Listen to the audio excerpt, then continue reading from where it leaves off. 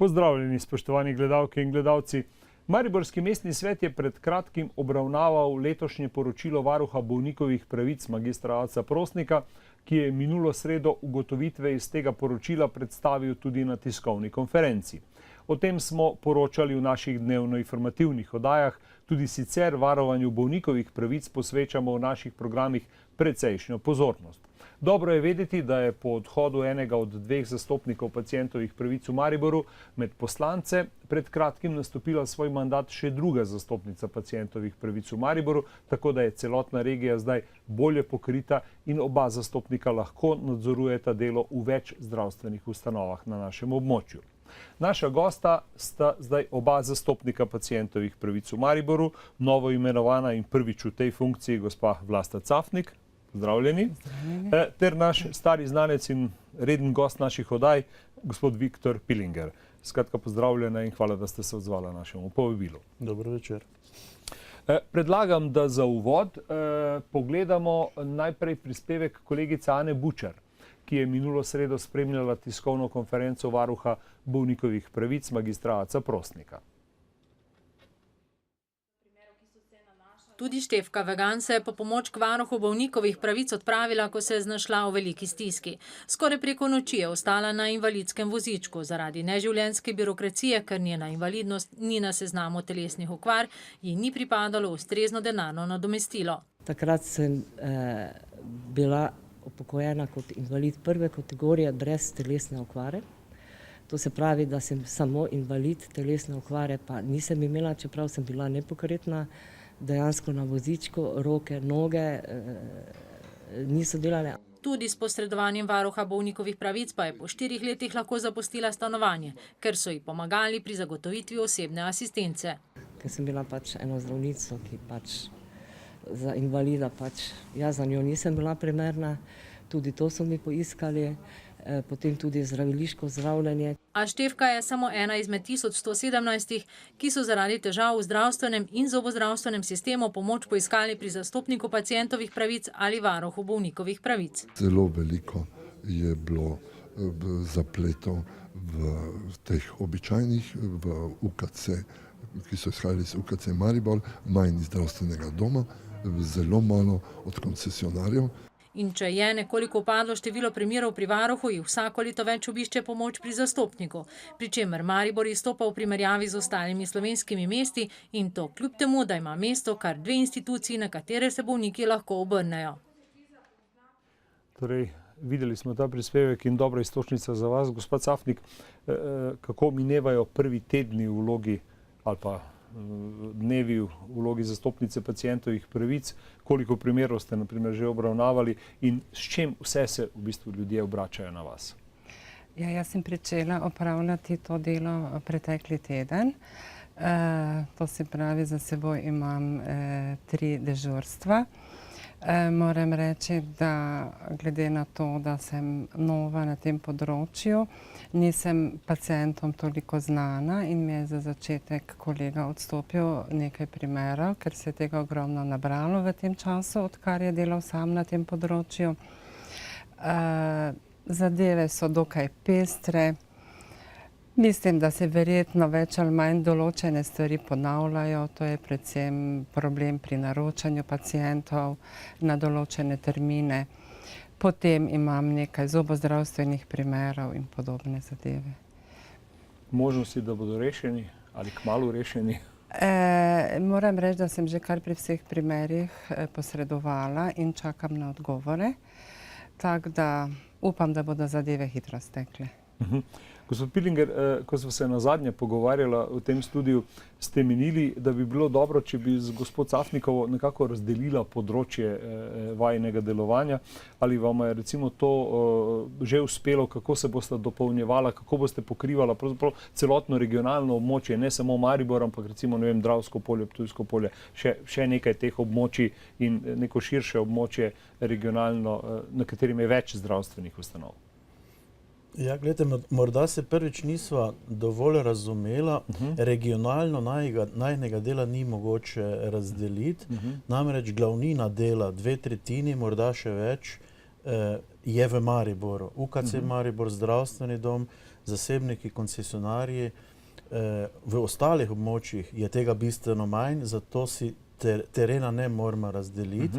Sem pa jaz na to temo predlagal varuhinji človekovih pravic, da bi nam na nek način pomagala, da bi z Ministrstvom za zdravje uredili, da bi bil zastopnik glede na problematiko vsaj enkrat do dvakrat mesečno prisoten lokacijsko, prostorsko tudi na Ptuju, ker ocenjujem, da je tam dela mogoče 20-30%, to je Ptujska bolnica in zdravstveni dom, ter nekateri zasebniki. Ljudje težko pridejo v Maribor iz oddaljenega Ormoža in Ptuja in če bomo uspeli, upam, da to tudi v jeseni uredili. No, skratka, ljudem je treba biti bližje, to je v bistvu bistvo te vaše pobude. Kako komentirate, glede na to, da ste omenili nekaj teh najpomembnejših in tudi največjih zdravstvenih ustanov, ker lahko prihaja do situacij, zaradi katerih se potem pacienti na vaju obračajo. Kako komentirate ugotovitve varuha bolnikovih pravic v Mariboru, magistra Prosnika, ki pravi, glede na velikost največje pripomb na klinični center, potem je malo manj na zdravstveni dom, skoraj pa nič pri koncesionarjih. Ali je ta slika podobna tudi v vajinem primeru? Vsekakor. Moje izkušnje iz lanskega leta in prve mesece letošnjega leta kažejo ravno to. Glavnina dela UKC Maribor in zdravstveni dom Maribor. To je na nek način tudi normalno, glede na število obravnavanih primerov zdravstvenih storitev, dnevnih oskrb in tako dalje. Poleg tega ugotavljam enako kot magister Prosnik, v javnem zdravstvu je pritožb bistveno več, pri koncesionarjih ne, tam so stvari bistveno na višjem nivoju, tudi odnos, komunikacija je torej ugodnejša za paciente in tudi če želimo pojasnila od koncesionarja, oni reagirajo profesionalno, takoj, na nek način prizadeto, želijo sodelovati, želijo razčistiti. V javnem zdravstvu se pa včasih kakšna prošnja tudi izgubi. Aha. Gospod Cafnik, recimo, kako vi, glede na začetek, pa glede na to, da v bistvu prihajate iz prej ste opravljali delo v ene inšpekcijskih služb, skratka, bili ste tudi del nekega javnega sektorja, kot temu rečemo, kako mislite, da bi morali meriti recimo uspešnost dela zastopnika pacientovih pravic? Menim, da je to zelo težko. V bistvu tudi na področju, kar sem delovala preteklih 28 let, to je na tržnem inšpektoratu, v kratkem odhajam v pokoj, je bilo v bistvu intelektualno delo je zelo težko ocenjevati. Rekla bi, da prepričana sem, da se vsi zastopniki v Sloveniji maksimalno trudijo reševati probleme v skladu z veljavnim zakonom in pomagati pacientom, kolikor se le da v okviru zakonskih možnosti. Tako da oceniti prizadevnost nekoga, mislim, da je zelo, zelo težko. No, mislim, naša birokracija, kot veste, kadar ocenjuje delo kogarkoli, ki dela nekaj podobnega, kar že delata vidva, na nek način rada ima statistike. Ne vem, koliko je primerov rešenih, pa koliko je, ne vem, primerov bilo dejansko na nekem območju, pa na temelju tistega se proba nek obseg obračunati in ovrednotiti. Gospod Pilinger, je sploh možno v bistvu v praksi na ta način vrednotiti delo zastopnika pacientovih pravic? Mi zastopniki imamo večkrat občutek, da smo prepuščeni sami sebi. Na nek način bi nas naj nadziral, spremljal, tudi pogledal, kdaj je naše delo, tudi prišel kdo iz Ljubljane, iz ministrstva na obisk, da bi analizirali kakšen konkreten primer. Tega ni, to pogrešamo. Želim si, da bi kdo prišel in smo večkrat prav zaradi te pasivnosti ministrstva prepuščeni sami sebi in na nek način eksperimentiramo in z svojimi evidencami, in z poročili, in z arhiviranjem zadev. Nimamo nobenega računalniškega programa, delamo vse ročno. To je škoda. Kljub temu, da zakon predvideva nadzor, to je ena plat zgodbe, drugo pa nezadovoljstvo pacientov. V 3 letih in pol ocenjujem, vsaj koliko so meni pacienti povedali, 2-3 primere pacientov, ki res niso bili z mano zadovoljni.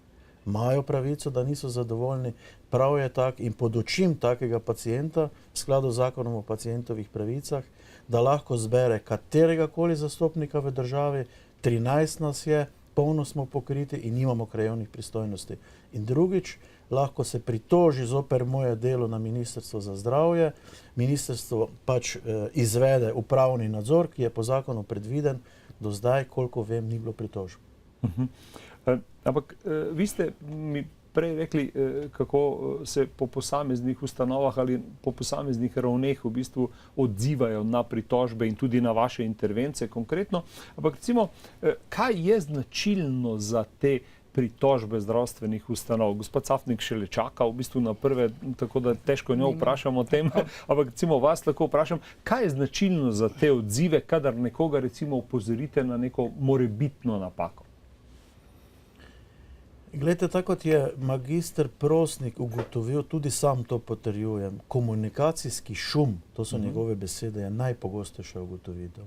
Ljudje se ne razumejo, se ne slišijo, zdravniki so preobremenjeni, nimajo časa za pacienta, tako imenovana pojasnilna dolžnost, ki je v zakonu točno predpisana in bi jo morali zdravniki izvajati, je ne izvajajo, ker je pač ravno tako kot v ostalem javnem zdravstvu, polno neke nepotrebne administracije, polno nekih telefonskih in drugih komunikacij in šele po mojem posredovanju, ko jim predočim, da gre za domnevno kršitev, naprimer največkrat pravice do primerne, kakovostne in varne zdravstvene oskrbe, se predstojnik in zdravnik zamislita, si vzameta čas, povabita pacienta ali v okviru obravnave ali v okviru neformalnega pogovora in običajno so stvari urejene. To je ena plat zgodbe. Ko pa gre za stroko, torej ko je pacient prepričan, da je zdravljenje neustrezno, da torej zdravnik domnevno ni ravnal v skladu z zdravniško etiko in torej mi kot laiki zdravniku očitamo nestrokovno ravnanje, takrat je pa torej drugi pristop.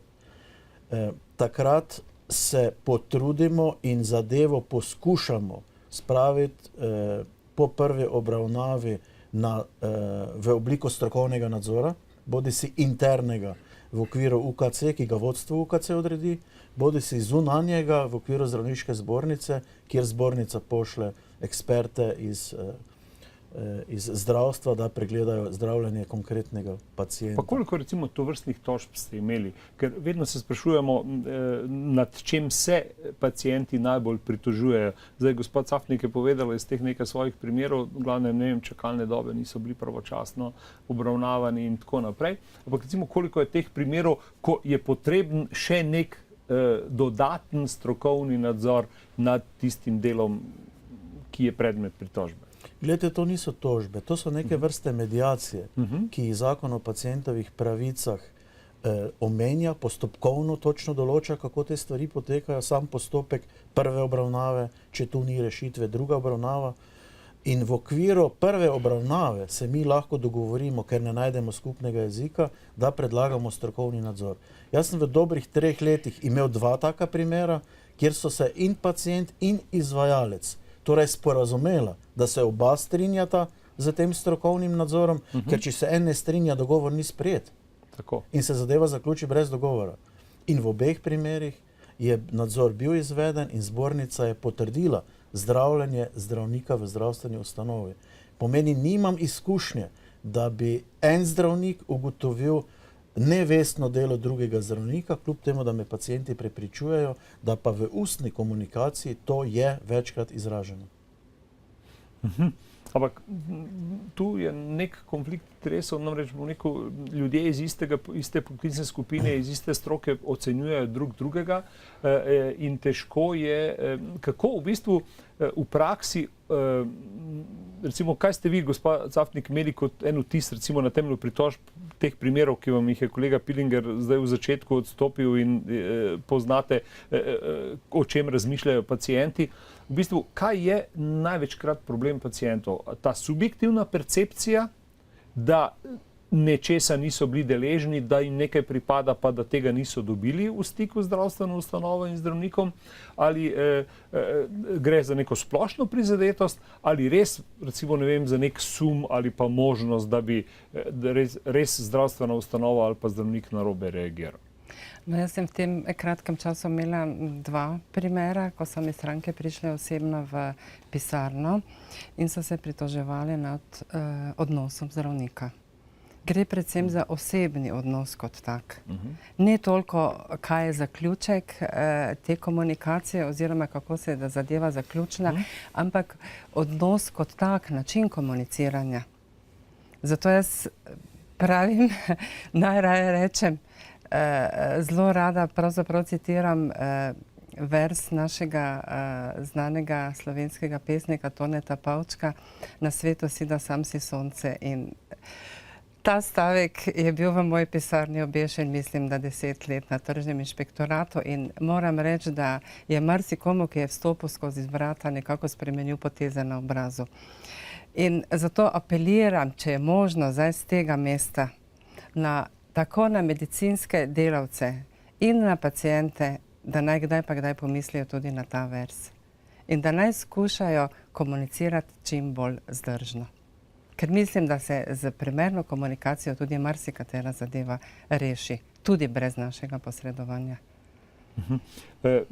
Ampak recimo zanimivo je, nismo nikoli z vami, bom rekel, zastopniki pacientovih pravic o tem razpravljali, ampak pred kratkim smo imeli zelo konkreten primer zdravnika, koncesionarja, gospoda Lasbacherja iz Juršnice, recimo, ki je celo 2-krat protestno za nekaj dni zaprl svojo ambulanto splošnega, torej družinskega zdravnika v kraju, v katerem dela, ker je menil, da nekako to delo koncesionarjev strani države, torej strani ministrstva, ni ustrezno ovrednoteno, ni ustrezno podprto, najbrž tudi pravočasno plačano in tako naprej, in da so seveda številne težave s pogoji dela, zlasti v teh odročnih, recimo podeželskih ali pa manjših krajih, kjer so ljudje na nek način tudi pričakujejo pač neko ustrezno, vsaj to osnovno, temeljno, prvo zdravstveno oskrbo.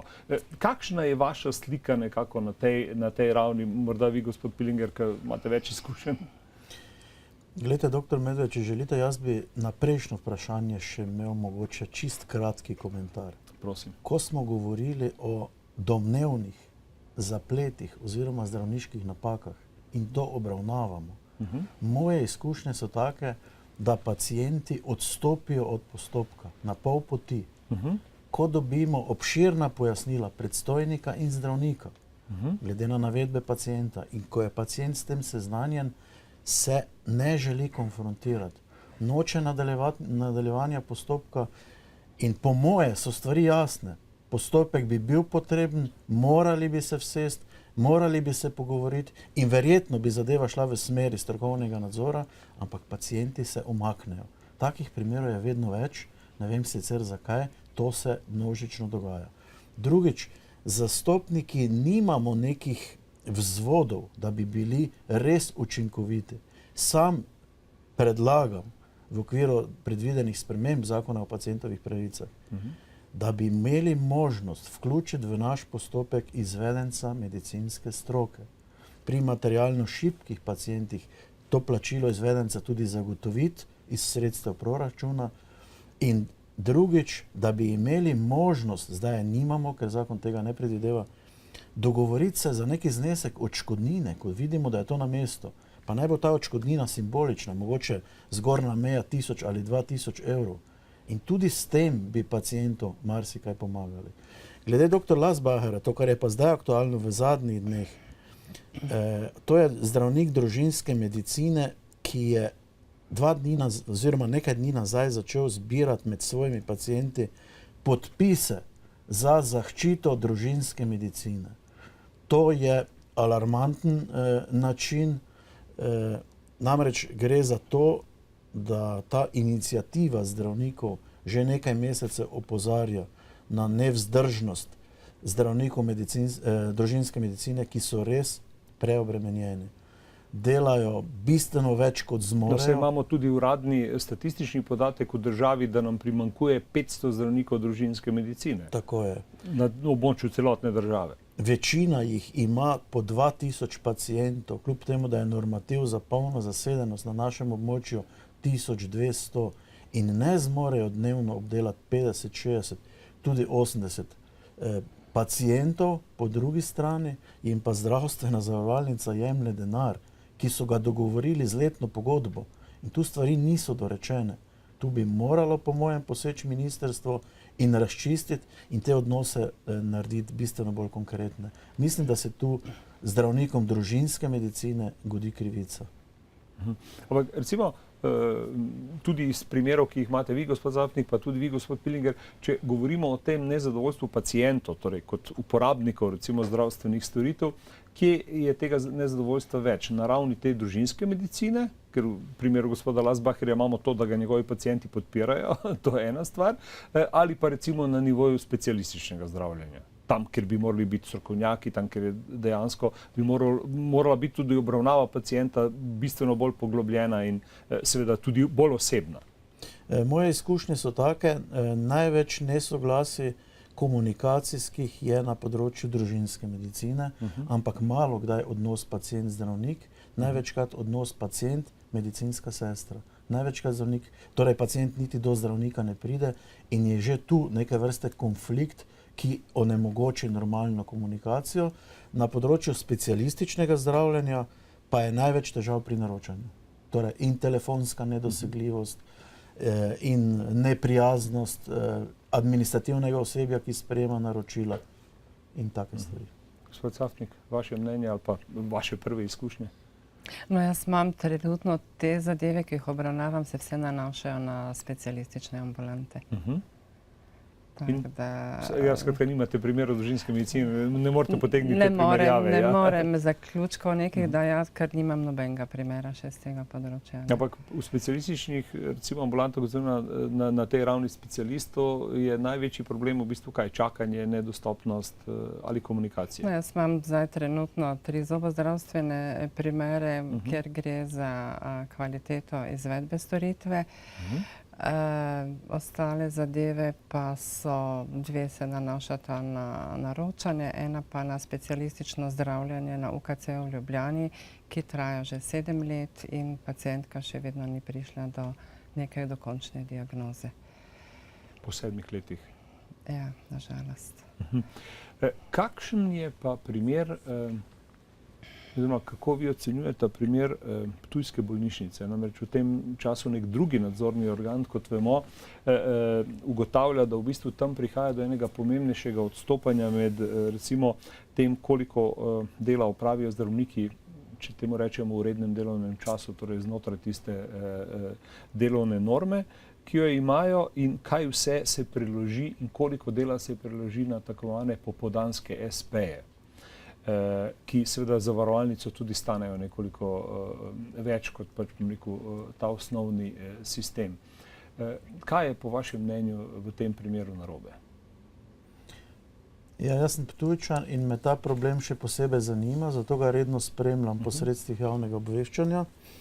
In moje osebno mnenje je, tu ne gre za ptujsko bolnišnico, glede dela in prelivanja denarja med javnim in zasebnim sektorjem. Ptujska je zdaj na tapeti, ker je bila davčno nadzirana in seveda gre za veliki znesek domnevno utajenih obveznosti. Ampak to je problem slovenskega zdravstva. Tak sistem dela je v vsem slovenskem javnem zdravstvu. V nekaterih institucijah več, v drugih manj. In če gre v Ptuju za velik znesek, sem prepričan, da bi v Ljubljani in v Mariboru šlo za milijonske zneske, ampak očitno ta država verjetno ne bo zmogla vse to prekontrolirati. To je en moment. Drugo, pa bi najprej že morala. Ja, verjetno. Najprej pri večjih, pol pa in to kaže na to, da ali pa pri vseh enako. To kaže na to, da je zdravstvenega denarja dovolj, vprašanje, kaj se z njim dogaja in kdo ga sploh nadzira in ali ima kdo voljo pogledati vsebino tega prepletanja denarja javno-zasebno. Drugič pa je ena specifika v ptujski bolnici, mislim, da so eni redkih, če ne celo edini v državi, ki ne spoštujejo pravilnika o dodatnem delu zdravnikov. Tam so si zdravniki na nek način, jaz celo mislim, da v nesoglasju z vodstvom bolnišnice, priborili neke vrste privilegiran položaj in hočejo delati nadure, namesto da bi delali turnus, tako kot pravilnik zahteva, in to velja za celo državo. In to je neke vrste absurd in tu mislim, da je odgovornost zdajšnjega vodstva. Ampak, gospa Cafnik, glede na to, da je zdravje postalo tudi tržna kategorija, vi ste pa tako rekoč izteka se vam doba tržne inšpektorice, gledano tudi z tega vidika, v bistvu, a sprejemate to, da je zdravje ali zdravstvo ali dostopnost zdravstvenih storitev odvisna tudi od tržnih razmer? In kako je recimo kakovost izvedbe teh storitev sploh možno nadzirati recimo na enem trgu, ko pravimo zapriseženi ekonomisti in zlasti neoliberalci bodo vedno rekli, da trg vse samo uredi? Mislim, da je zelo težko nadzirati kakovost izvede storitev, predvsem, če se zdaj omejim na te primere, ki jih imam na področju zobozdravstva, kjer je konkretno šlo za en primer, ko je gospodu na enki izpadla plomba 7-krat, v roku 14 dni se je to ponavljalo, na koncu je ugotovil, da v bistvu mu je bil vgrajen verjetno zelo slab material, ampak s tem se je kakovost njegovega zoba tudi poslabšala v bistvu, ker se je delala vedno večja luknja pri vsaki ponovni plombi. Zdaj na koncu danes me je obvestil, da je verjetno, da bo zadovoljen, ker so mu dali en povsem nov, bolj kvaliteten, bolj kompatibilen material in da verjetno zdaj se te zadeve ne bodo več ponavljale. Ampak morajo 8-krat zobozdravnikov. Tako in seveda vprašanje, kaj bo s tem zobom v prihodnje, ne? Verjetno ni bilo potrebno, da bi se to dogajalo. Tako da tukaj jaz mislim, da pacient verjetno nima možnosti nadzirati kvalitete izvedbe oziroma materijala, razen če se potem v takem primeru resnično postavi, kot rečemo po domače, po robu in reče, zdaj pa povejte, ne, ali je možno to kvalitetno izvesti ali ne. In tako se je v tem primeru to tudi zgodilo. Tako me je danes pacient povedal po telefonu, da je dejansko zdravnika postavil pred dejstvo. Naj mu pove, ali zna to kvalitetno izvesti ali ne. Dobro, bomo videli, kakšne bodo, bomo rekel, končni rezultati ali se bo ponovno obrnil na vas. Še ena stvar me zanima, ali je glede na vse izkušnje, ki jih imate zastopniki pacientovih pravic, potrebna kakšna sprememba zakonodaje? Vi ste nekaj omenili, gospod Pilinger, ampak morda smo na kako, bomo rekel, podrobnost pozabili, ki bi vam zastopnikom v bistvu olajšala ali bolje uredila delo, ki ga opravljate? Vsekakor so potrebne številne spremembe. Mi smo se 3 mesece nazaj zastopniki organizirali, pripravili temeljite spremembe številnih členov, mislim, da kar več kot polovico zakona, ampak mogoče bistvo. Zastopniki bi morali spadati v okrilje varuha človekovih pravic. Ministrstvo nima interesa za nas, imamo občutek, da smo na stranskem tiru. Varuh človekovih pravic je pa tisti, ki mu tudi moramo letno poročati o svojem delu, ki na nek način bdi nad nami in mislim, da že ta sprememba v organizaciji bi prinesla bistven napredek. No, upajmo, da se bo to zgodilo in da boste z vsemi izkušnjami, ki jih imate v vseh teh letih, tudi uspeli za to, da bi to varovanje in zastopanje pacientovih pravic bilo kar se da uspešno. Seveda obema se zahvaljujem za obisk v našem studiu, za vse odgovore in tudi sodelovanje, tudi za vse prve ocene. Tudi vam, spoštovani gledalke in gledalci, hvala, da ste bili v naši družbi. Še naprej prijeten večer in nasvidenje v sredo 19. junija.